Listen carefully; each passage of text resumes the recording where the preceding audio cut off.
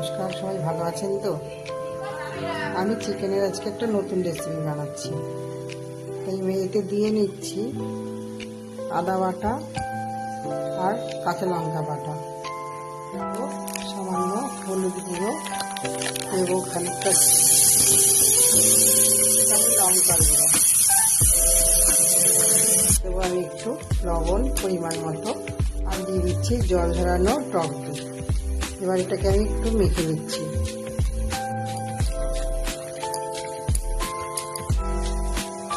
এবার এর মধ্যে দিলাম একটু ভিনেগার আর দেবো একটু টমেটো সস,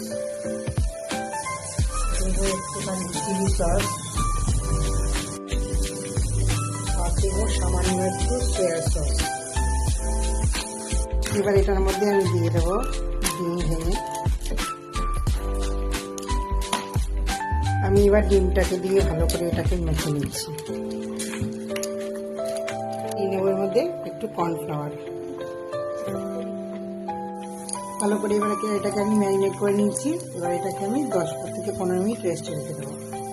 কড়াইতে আমি তেল দিয়ে নিলাম। এবার একটু একটু করে পকোড়াগুলোকে ভেজে নেব। ভেজে নামিয়ে নিয়েছি। এরপরে আমি একে একে এইগুলো ফোড়নে দিতে থাকবো।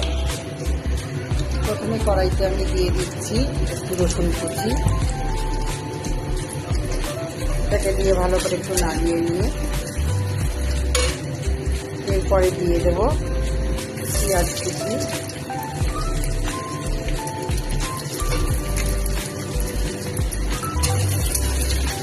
এরপর দিয়ে দিচ্ছি অল্প ক্যাপসিকাম গ্রিনটা, এবার ইয়েলো বেল পেপার আর দিচ্ছি রেড বেল পেপার। এগুলোকে ভালো করে একটু নাড়িয়ে নিয়ে দিলাম লবণ স্বাদ মতো, দিলাম মশলার কাঁচা জলটা,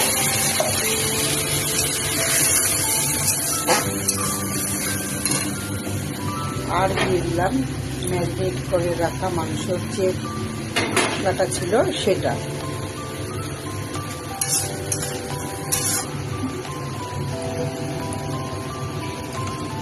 দিয়ে দিলাম সামান্য একটু টমেটো সস, এবার দেব সয়া সস দিয়ে এটাকে ভালো করে এবার মেনে নেব। পরের মধ্যে দিয়ে দিচ্ছি একটু মধু, এটা চিনি দিয়েও করা যেতে পারে, কিন্তু আমি এখানে মধু ব্যবহার করেছি। আবার ভালো করে মিশিয়ে নিয়ে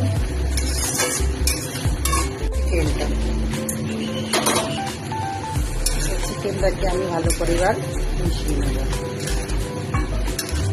তো আমার এই চিকেনের রেসিপিটা যারা এখনো করনি তারা করে দেখো, যদি ভালো লাগে অবশ্যই কমেন্ট করে জানিও। তাহলে তৈরি হয়ে গেল আমার এই ড্রাই চিলি চিকেনের রেসিপিটা।